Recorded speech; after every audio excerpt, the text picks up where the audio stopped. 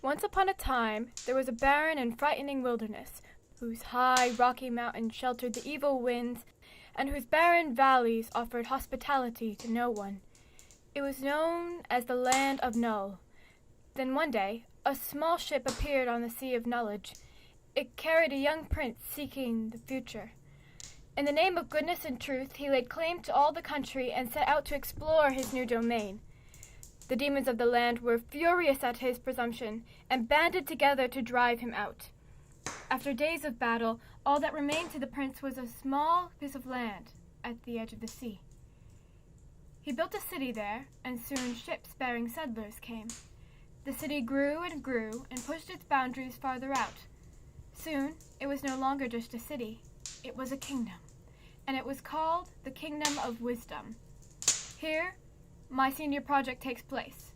I invite you to come explore the question, what is the historical, societal, and creative impact on artist-consuming film adaptations of literature, as we journey to the lands beyond.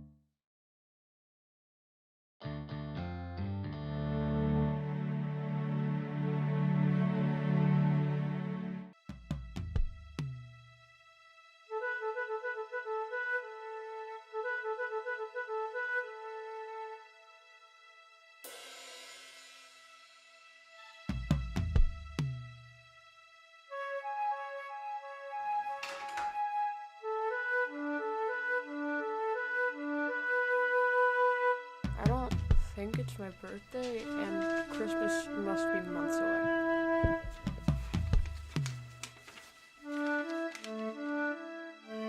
Pull tab, marked tab.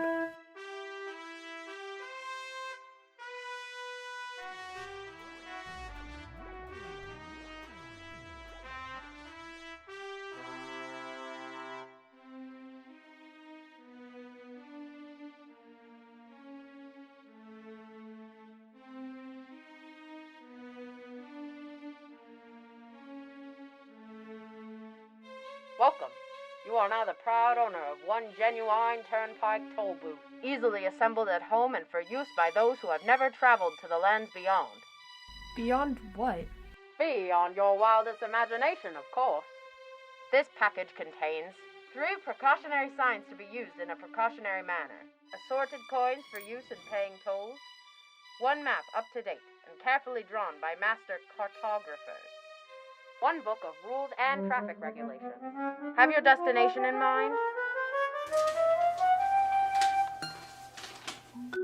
I don't think there is such a country. Oh well, it doesn't matter anyways.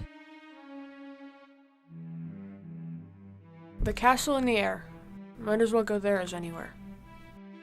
The castle in the air by way of Dictionopolis and Digitopolis and all points west. Results are not guaranteed, but if not perfectly satisfied, your wasted time will be refunded.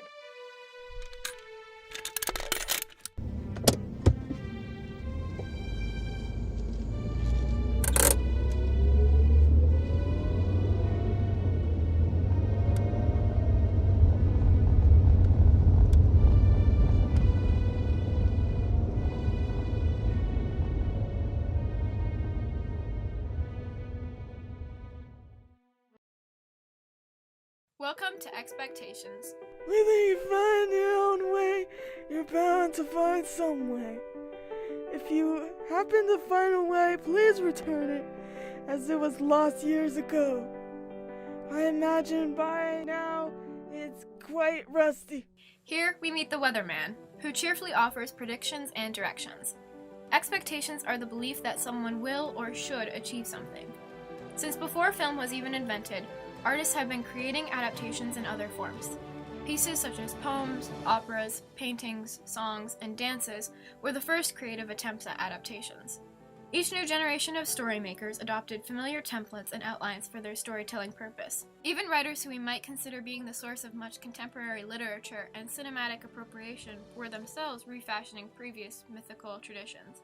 This is why, even today, we see myths and legends being adapted. This set up the expectations for what film adaptations would be in the future.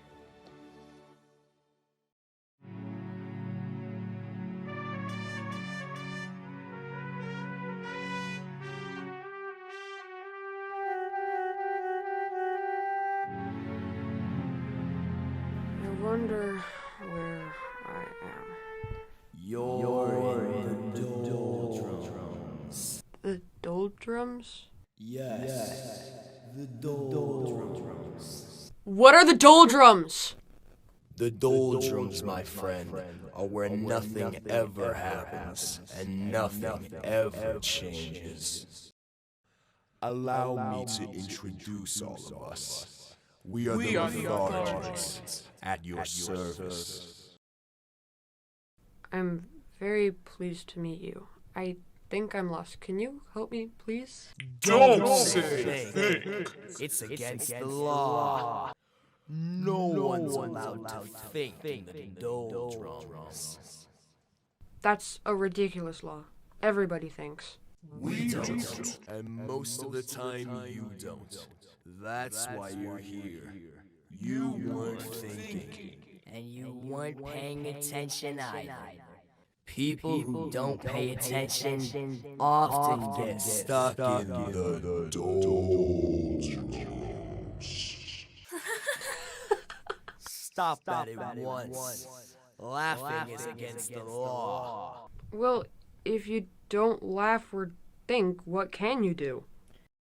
Anything, as long as it's nothing. Everything, as long as it isn't anything. As you can see, that leaves almost no time for brooding, lagging, plotting, or procrastinating. And if we stopped to think or laugh, we'd never get nothing done.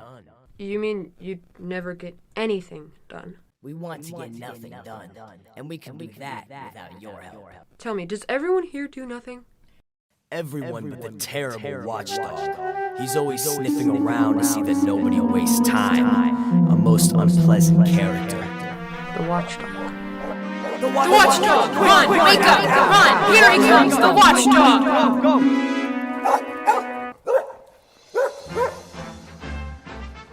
Here now. What's this? What are you doing here? Just killing time.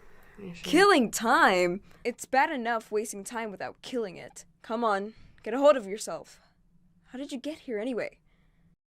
It was easy, I guess. I just wasn't thinking. Precisely. Now you know what you must do. Well, since you got here by not thinking, it seems reasonable to expect that to get out, you must start. It's too much work to think. I'd rather not do anything. The Lethargians don't want you to do anything, like eating or breathing. Now come on, man. You can't spend the rest of your life in the doldrums. Oh, what do I think about? Think of birds that swim and fish that fly. Yesterday's lunch and tomorrow's dinner. Words that begin with J and numbers that end in 3. Albert Einstein, E equals MC squared. William Shakespeare, Isaac Newton.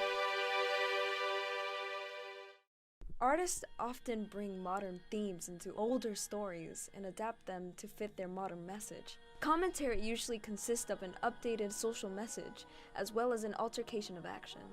For example, viewing the witch in Shakespeare's The Tempest or exposing slavery in Jane Austen as what it really was at that time. When changes come in a new time with different politics, even the meaning can inherently change. Changing real life history to fit the story of film can inherently or purposely change the meaning and symbolism of a piece.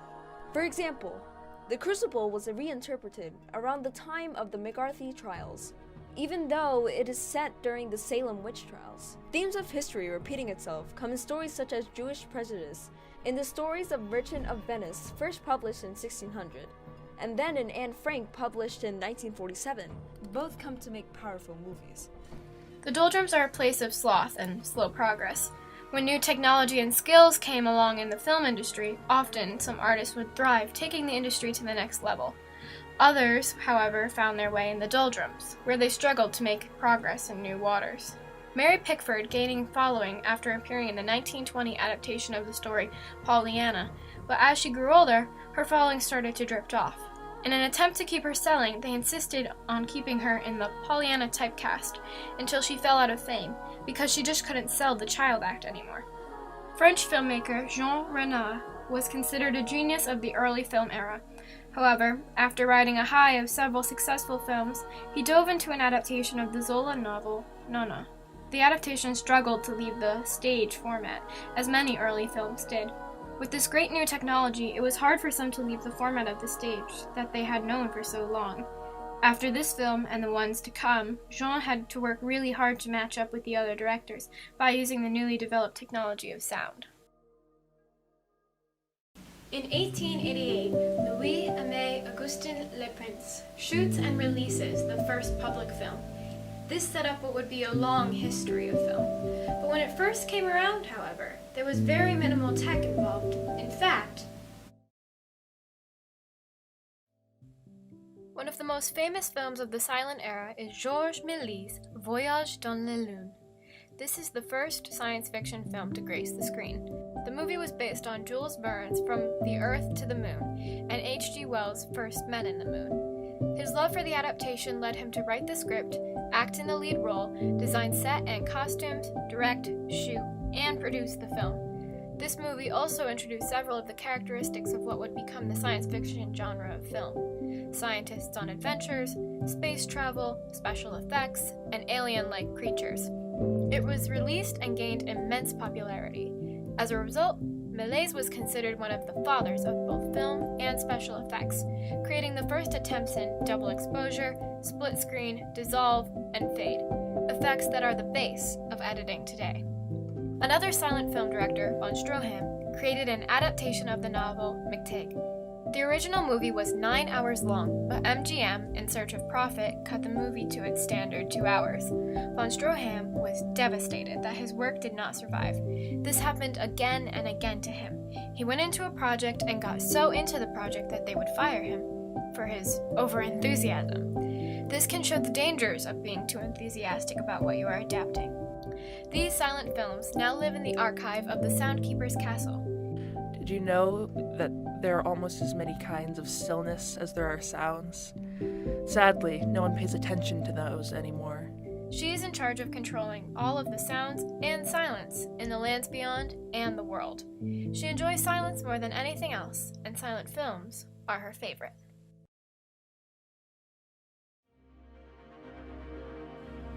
Now we travel from the Valley of Silence to a clearing slightly to the left. Here we see an orchestra full of hundreds of instruments. Standing on a tall podium is a lone figure, directing them all. He is Chroma the Great. As he directs, vibrant colors flood the ever-changing sky.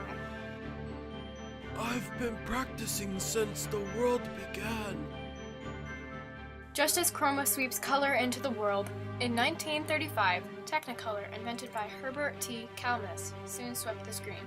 With his wife Natalie helping make sure that the technology worked, some of the most famous adaptations in history, Gone with the Wind and The Wizard of Oz, brought life and vibrancy to the film industry, and by 1966, most films were shot in color.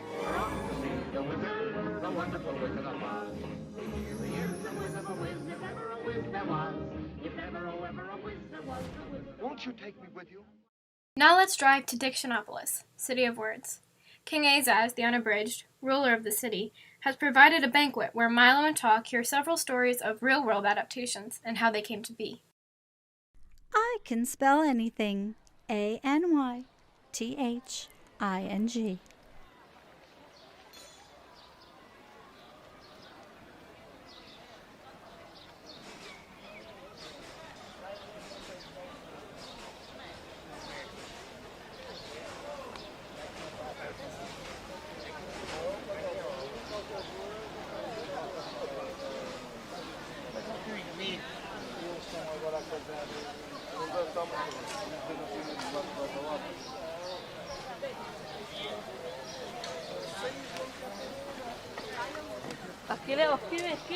ANYTHING. You're guilty! You're guilty!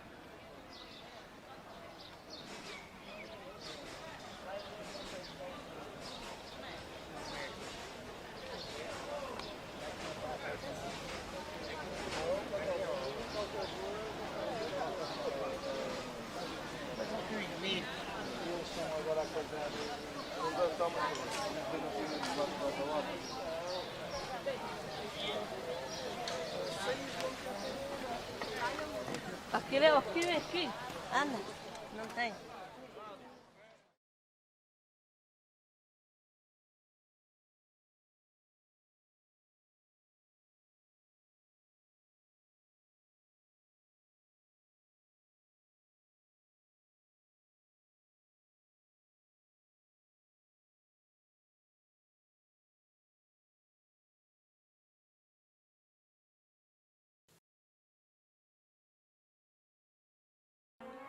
Charles Dickens' writings was emotionally intense and fluid, creating images with words rather than just words to be read. D.W. Griffith was one of the first filmmakers to use the technique montage. He created this idea to emulate Dickens' parallel action in his novels. Griffith made an analogy that a shot in a montage is a cell, and when put together, these different cells form to create a singular organism. When shooting Annie Lee, director D.W. Griffith wanted to cut away another character. He was asked, "How can you tell a story jumping about like that? The people won't know what it's about." "Well," said Mr. Griffith, "doesn't Dickens write that way?" "Yes, but that's Dickens. That's novel writing. That's different." "Oh, not so much. These are picture stories. Not so different." Dickens wrote as a camera would see things, including factors like written stage directions, which not only made his films more easily adaptable, it drew in his reader audience as well. What were the novels of Dickens for his contemporaries, for his readers? There is one answer. They bore the same relationship to them that the film bears to the same strata in our time. They compelled the reader to live with the same passions. They appealed to the same good sentimental elements, as does the film, at least on the surface. They alike shudder before vice, they alike mill the extraordinary, the unusual, the fantastic, from boring, prosaic, and everyday existence. The first try for an adaptation of the famous story, The Little Prince, Orson Welles tried to collaborate with Walt Disney. In fact, drafts for the screenplay still exist. However, Walt stormed out of one of the meetings and the project fell through. In 1974, another adaptation starring Gene Wilder and Bob Fosse was released.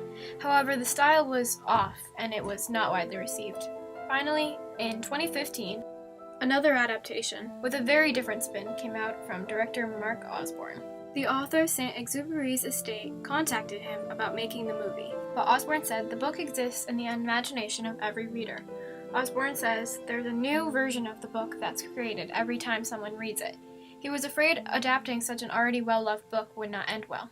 Orson and his wife were long-distance dating when she sent him a line from the book. She used the quote, it is only with the heart that one can see rightly what is essential is invisible to the eye.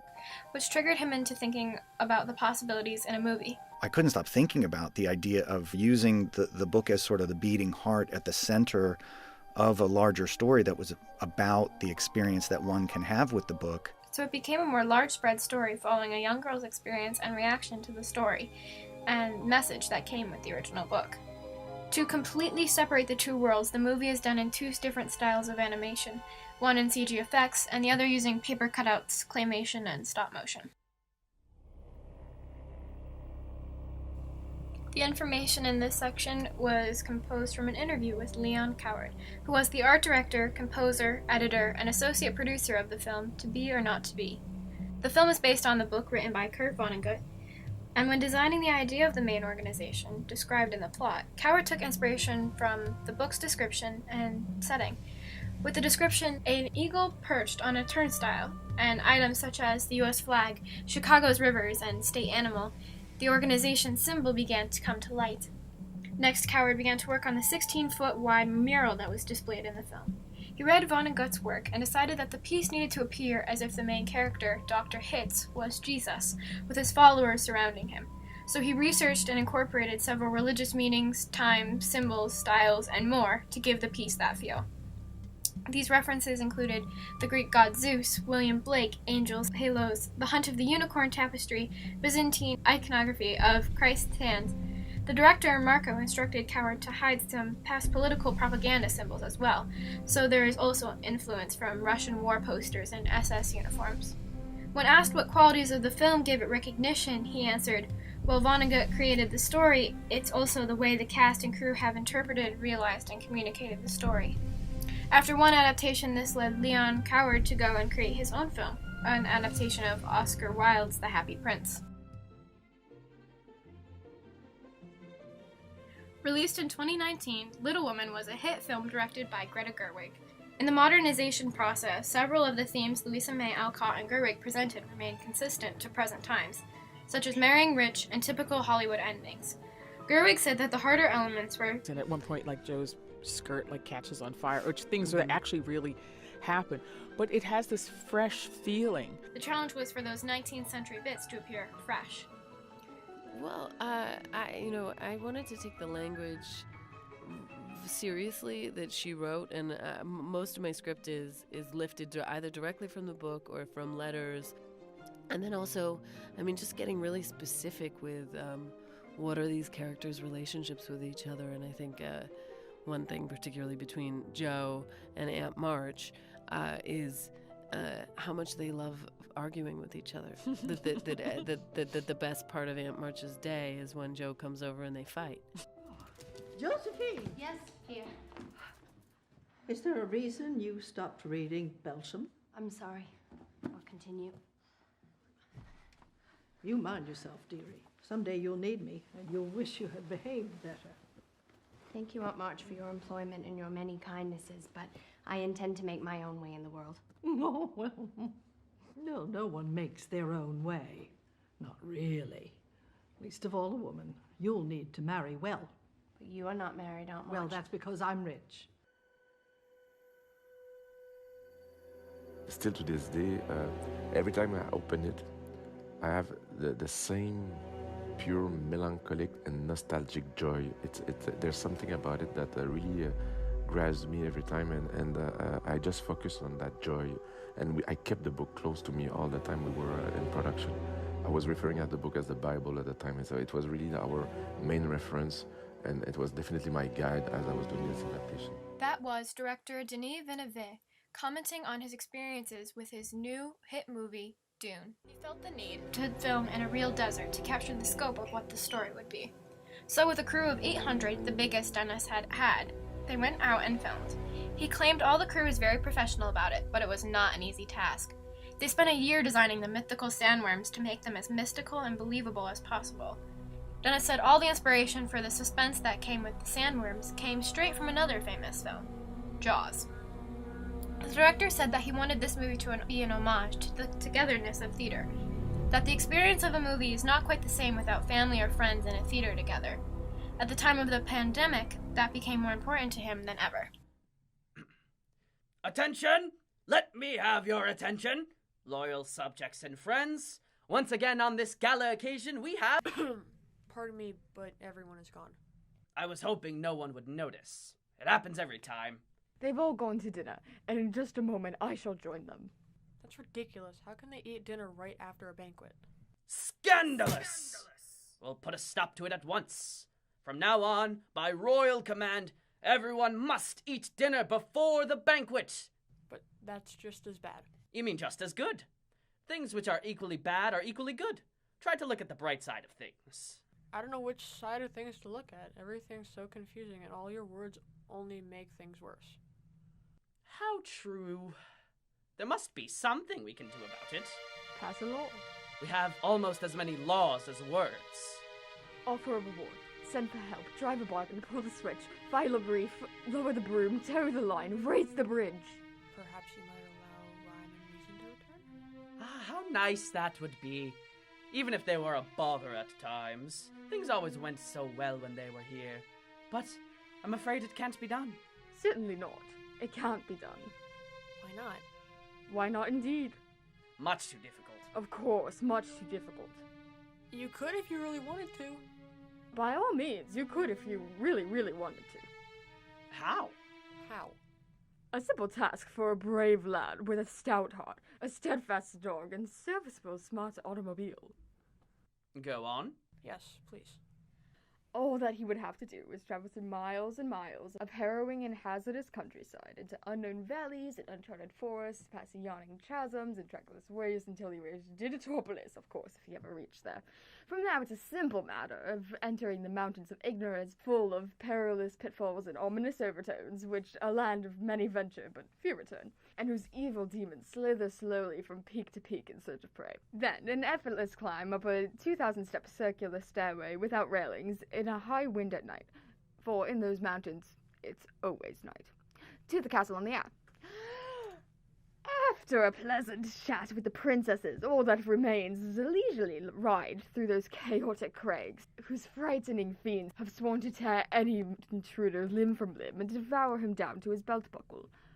And finally, after the long ride back, a triumphal parade, if, of course, there's anything left to parade, followed by hot chocolate and cookies for everyone. I never realized it would be so simple. Quite simple, indeed. Sounds dangerous to me. Oh, most dangerous. Most dangerous. Who will make the journey? A very good question, of course. You realize that I would like to make the trip myself. But, since it was your idea, you shall have all the honor and fame. But you see... Dictionopolis will always be grateful, my boy. You will, of course, need a guide. And since he knows the obstacles so well, the humbug has cheerfully volunteered to accompany you. Now, see here. You will find him dependable, brave, resourceful, and loyal. I'm sure he'll be great help. I hope so. Good luck, good luck. Do be careful. Milo, Talk, and Humbug leave the city towards the Forest of Sight. As they drive along, several of the forest's artistic creatures come and tell you their personal stories of how adaptations of literature affected them directly. One of these creatures is Alec Bings, a young boy whose species grows down instead of up. There are many other ways to look at things. He leads you through the forest and enlightens you to several of the strange beings along the way. Yeah. I would say so, yeah. Yes. Yeah. Okay. Yeah. Okay. Yes. Somewhat. Yeah, I say I consider myself an artist. Yes. Okay. Yeah, I guess I would consider myself an artist. Yes, I do consider myself an artist. I mean, honestly, anyone can be an artist as long as you have the creativity and you want to create something. Yeah, I definitely consider myself an artist. I would think so. Yes, absolutely, I do. I do consider myself an artist and a teacher, a teaching artist. Well, most of the productions that we do here at CAS are adaptations.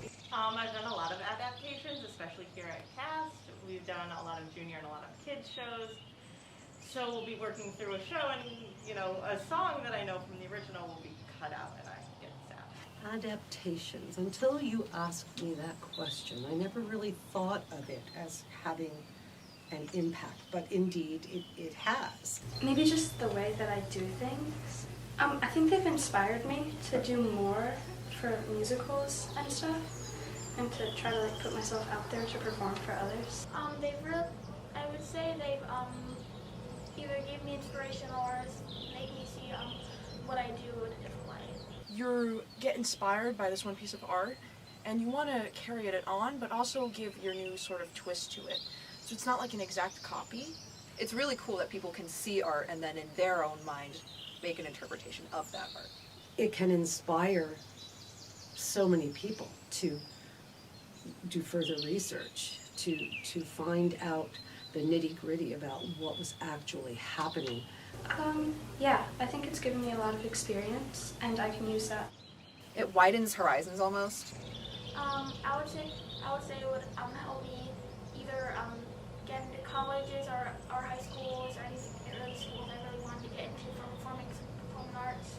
My first ever musical that I did was Jungle Book. I actually got a featured role. I was Colonel Hothi. So adaptations have played a pretty substantial role in my life as an artist. Because if I've already seen the movie, it's kind of easier to do it. There you go. So it makes your life easier. Yeah. Yeah, a little, because some of the lines were very close to what the characters were saying in the movie, so I felt like I was able to get into that character. Film has the ability to bring these people, these characters, to life in real time. A lot of people have like specific memories of each movie and play, and you don't want to disappoint them, but you also want to bring something new to it. You don't want to repeat it, because if you repeat it, it gets boring. So it's definitely like fueled that where I get to be more creative. It's really cool to take something that you've already like devoted a lot of time and effort to, and then change it into something completely different and still have that same like love for it. So yeah, I'd say it's affected me very positively. I really like adaptations because it shows what other people can do with creative work.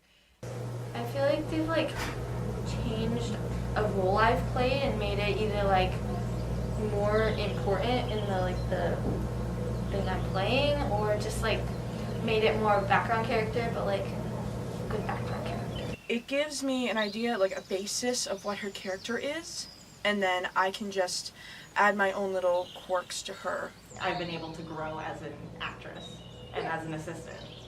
Michael Bradford's 2004 film adaptation of The Merchant of Venice is just a beautiful piece, and actually I used that adaptation of Shakespeare's Merchant when I directed The Merchant of Venice here, and it worked beautifully. Well, we transferred the plays that were normally supposed to be done on stage onto a radio play, which was really, really interesting because I didn't know how that was going to work. Hearing the difference from us practicing it in the theater, sitting in our little circle with our little scripts out, and reading back and forth and having like the one-on-one interaction with all the other people we're acting with, and then going to just hearing voices and seeing video, it was really, really, it was a really interesting switch. It wasn't necessarily a bad one. When I think back of the work we've done here at ACT, it seems that that's exactly what I've been doing, is taking bits and pieces of other work and combining them and creating an entirely new event. I've also worked on adaptations myself, so. Magenta Shift, the show that I was, the adaptation, like the play takes place in a subway station and like a booth. And we were kind of able to like recreate a setting that looked similar just with like a parking garage. It was honestly amazing how you can make something out of nothing like that. We chose to do it on location as best we could. Obviously, we have no subway here in Willimantic, but so in that sense, yes, we adapted the environment, but we tried to stay true to the feel, the essence, the mood of that kind of cold, dark, echoey, concrete environment. And I think we achieved that. It was fun to kind of experiment with, backstories and all that stuff. I definitely try and think of like what happened prior to whatever work I'm in The 1980 film version of the comic strip character Popeye that leapt off of the comic strip page, that it just opened an entirely new world in my mind of what was possible. I like adaptations. The only trouble with adaptations is sometimes they don't do it justice. Like we all know, sometimes when they adapt a book into a movie, it doesn't translate all the way. But I think adaptations are generally good. But as far as the characters, they were larger, they are larger than life, and to make them real and yet larger than life at the same time was the challenge for me in that environment. The party continues down the forest path, where there is a bright and festival carnival wagon. Sounds of crashing come from within. It is Dr. Cacophonous A. Discord and his assistant, the Awful Din. They provide more introductions to people behind the scenes of movie adaptations. If you take a little of my medicine every day, you'll never have to hear a beautiful sound again. In some ways, yeah, sure. Yes, I do. Yes, I do. Yes. I do. A working artist. Now that I teach, I used to be in the field of film and design. So now with the teaching, so it's a teaching artist position. Yeah. It's interesting to watch something that you enjoy in one, I guess, form of media and then watch it translated to another one. I think it's very interesting to see. Adaptations have made me see like original works through a new light and have been able to inspire me in new ways to like, oh, I could do this with my own, or I could like be able to transform different pieces like in so many ways. So in design too, there's some adaptations. So when we do, an album cover, but we kind of, you can get your ideas from a different a group or an album and then kind of adapt it to your own. And then of course our shows that we do here, whether it be a musical or a theatrical performance, those are all adapted to the more technical aspect. Working on Magenta Shift was interesting because, I hadn't read the script beforehand, so obviously, I didn't know a whole lot about it. We kind of just went to film and then read through the script and, saw everything, and we knew where the jump cuts would be, and we knew kind of, we got a sense of what it would be like, but making a recreation of Twilight was it was fun. It was just fun. I don't know. Adaptations are typically what I go for mainly. Most of my projects that I work on usually involve inspiration from things. My time in Jamaica was over a year, and it was quite an eye-opening experience. So, yeah, that did affect me quite a bit because there was the first time I had really been away from home for that long outside of college, and I saw how someone in another country lives, poverty, etc. So that was quite eye-opening. So it did affect me quite a bit. And then there's been a couple shows that we've done here that have actually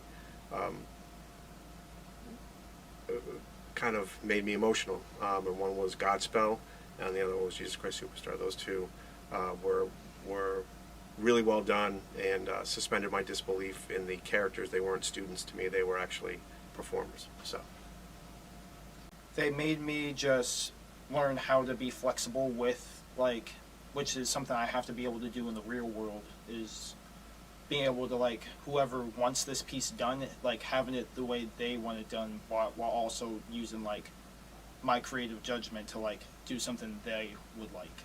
I spent multiple nights rewatching the final battle from Jurassic World, analyzing every moment that I can place myself in. Professionally, working on a film in Jamaica, The Lord of the Flies, taking a script and adapting it to film. I worked on a film crew there, which was pretty interesting. So I have some experience with that. And then, of course, being in this position at Arts at the Capitol Theater, or ACT, adapting scene recreations for film class. Probably the film I'm working on in class right now. It has really impacted me a lot to be a much better at what I produce in art, and it has impacted my growth a lot. Not every movie gets good reviews. Without the proper format, audience, crew, and style, audiences can jump to some unfortunate conclusions. Whoa! Looks like we just jumped there ourselves. Welcome to the Island of Conclusions. Canby here can do and be anything you like. He will show you some of the popular conclusions made about film adaptations and other past reviews. You jumped, of course.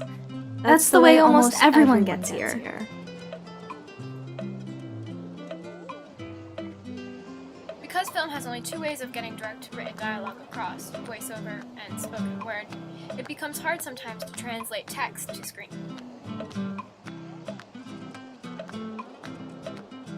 An adaptation is like biting a piece off of the apple. For example, Murder on the Orient Express, people aren't as interested because, well, so many bites have already been taken.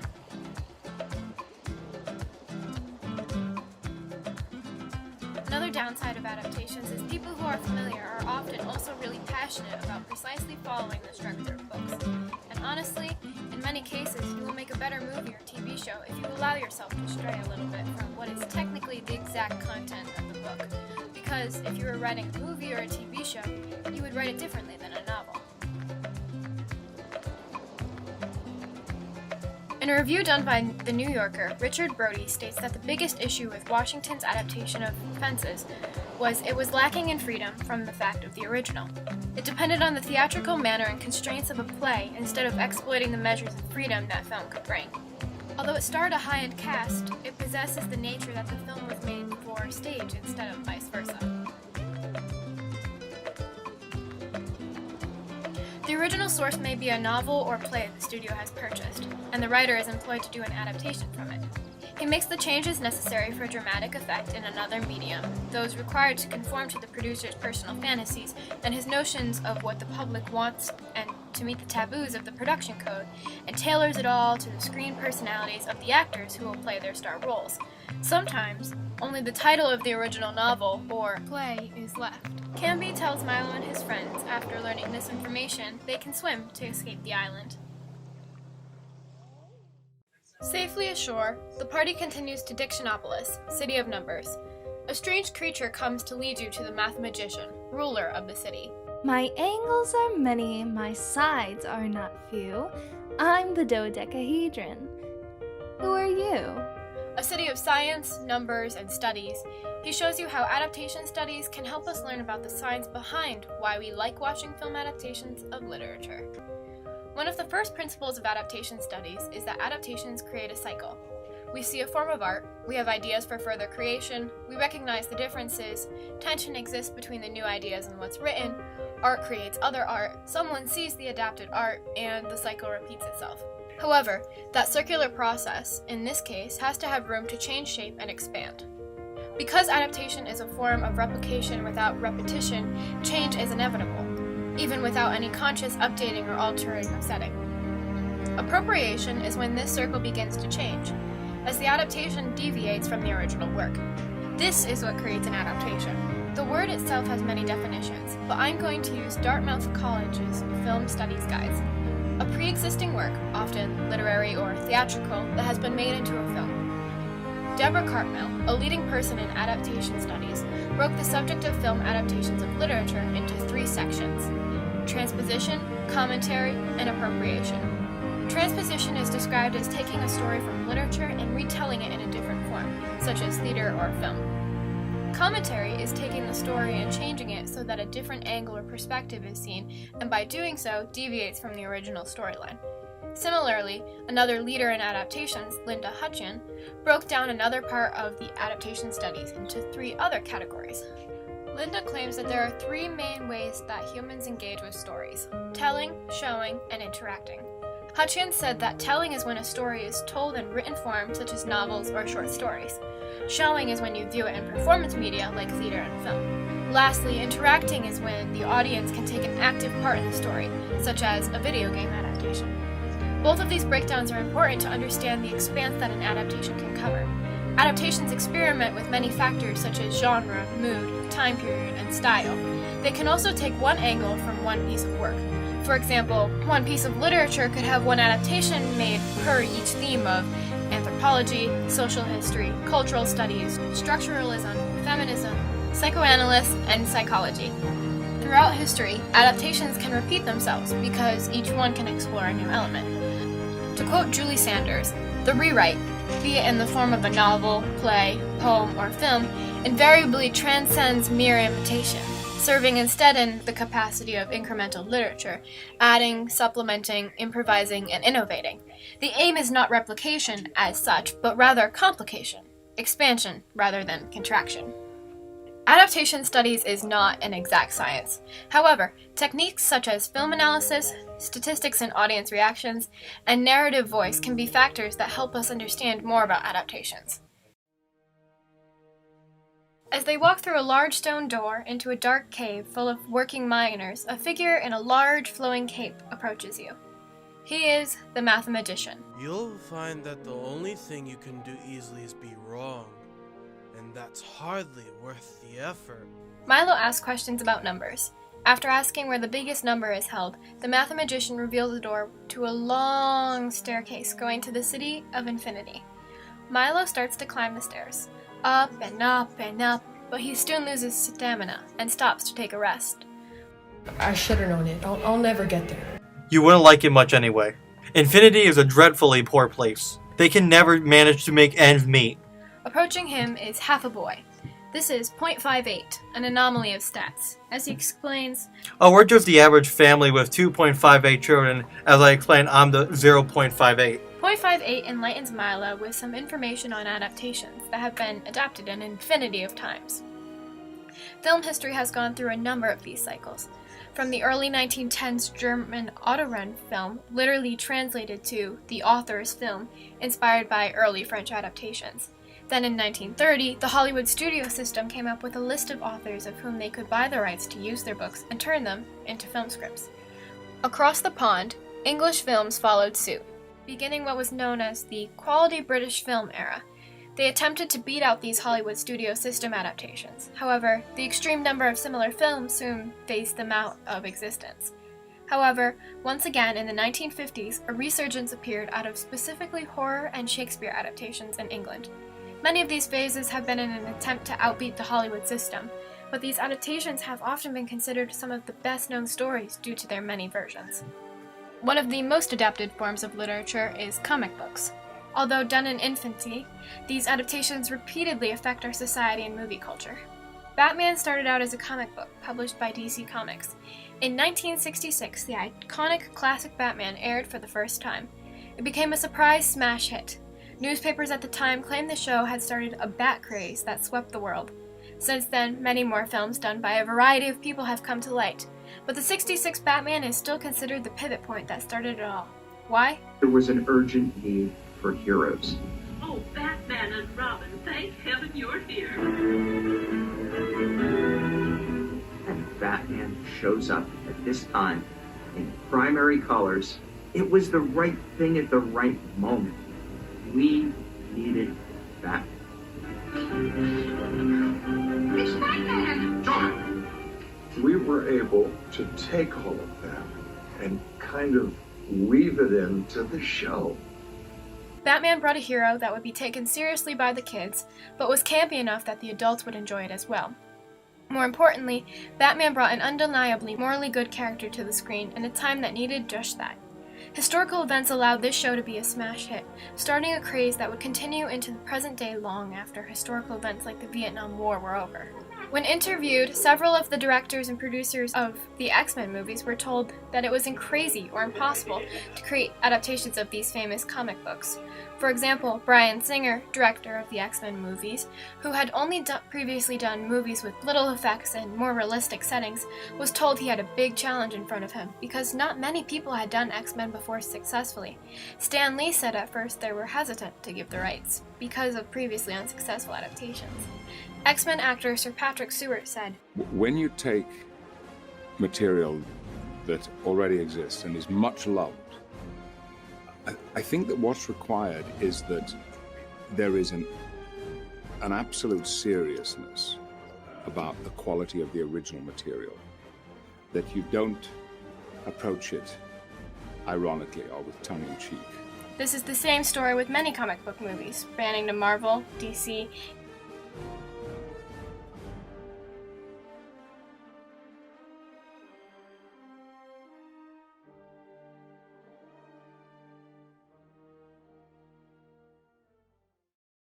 I've been sick, But the page was torn. I missed the bus. No one else did, though. As long as you have the sound of laughter, I cannot take your sense of humor. If it's one thing I can't swallow, it's ideas. They're so hard to digest. I'm the long-nosed, curly-haired, wide-mouthed, bow-legged, big-footed monster. Because, my young friends, what could be more important than doing unimportant things? If you stop to do enough of them, you'll never get to where you're going. Besides, what could be nicer than these grimy mountains? The end goal is in sight, as the ragtag party approaches the mountains of ignorance. Past the demons lies the castle in the air, and rhyme and reason. The last pieces come together, as we pull people out of ignorance into knowledge and to why this is important. By this point you may be thinking, this is great, but what's the point? Film adaptations of literature have been an important way for artists to express themselves throughout time. Adaptations have shown that they can improve technology through experimentation and creativity, express their passions, comment on the state of society, both past and present, engage in new audiences, create a cultural phenomenon, bring us closer together, and so much more. As artists continue to create and become inspired by others' works, researchers have begun to realize the impact an adaptation can have. With the extensive reach of adaptations, there is a historical, societal, and cultural impact on artists consuming them.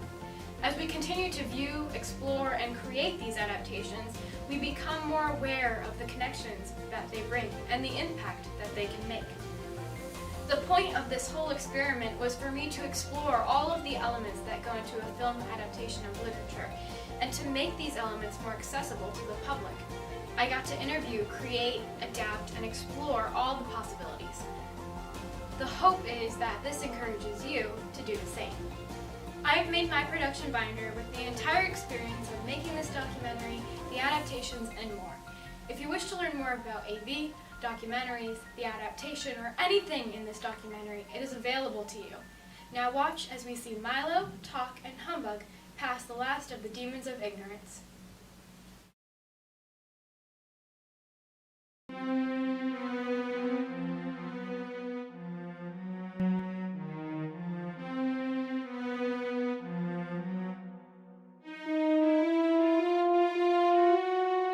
Don't look down!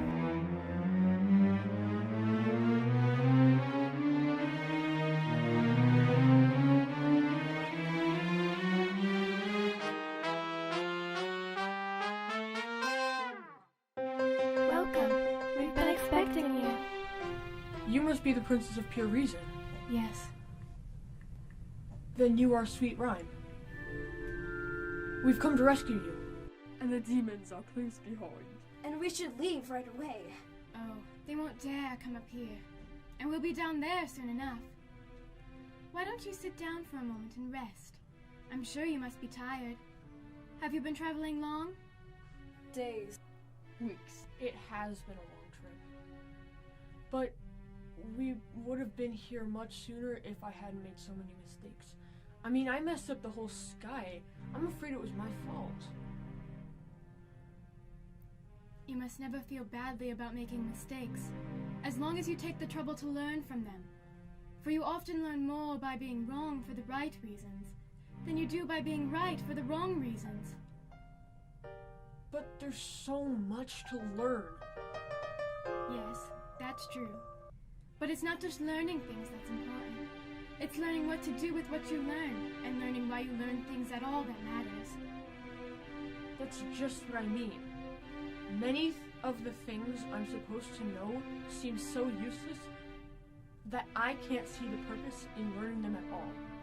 That's why we sent for you. Sent for me? Yes, Philo. You see, we had to find a boy who was so bored he would go anywhere and do anything to get away from it all. But he also had to have courage, and curiosity, and kindness. Only such a boy could rescue us.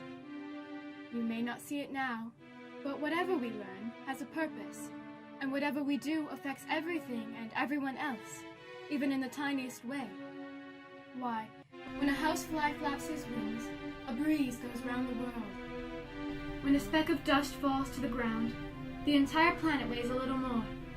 And when you stamp your foot, the earth moves slightly off its course. Whenever you laugh, gladness spreads like the ripples in a pond. And whenever you're sad, no one anywhere can really be happy. And it's much the same with knowledge, for whenever you learn something new, the whole world becomes that much richer.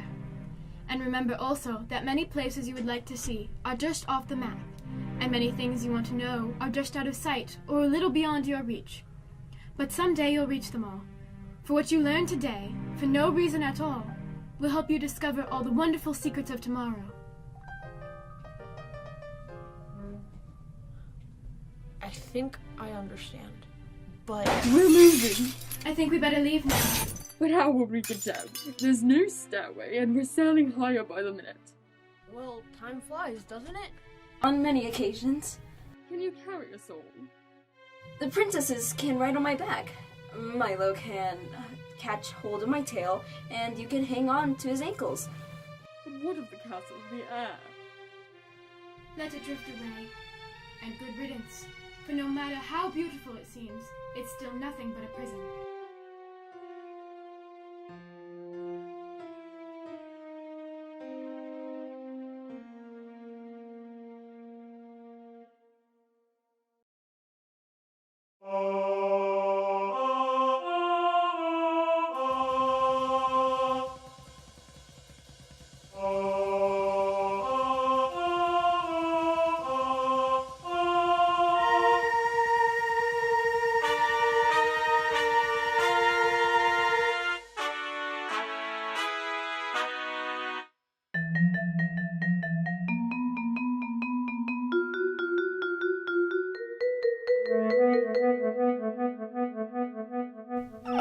Another trip. I'll leave right now, and they'll be so glad to see me, and I'll...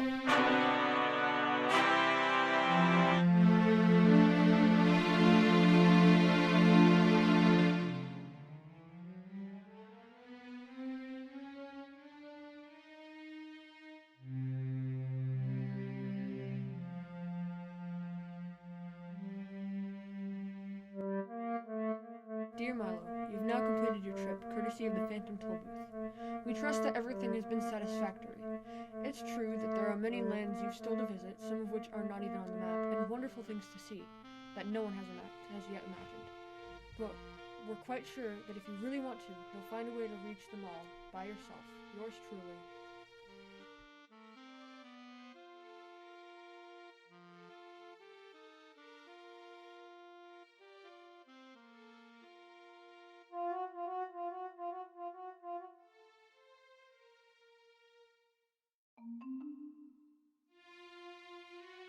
Well, I would like to make another trip. But I really don't know when I'll have the time. There's just so much to do.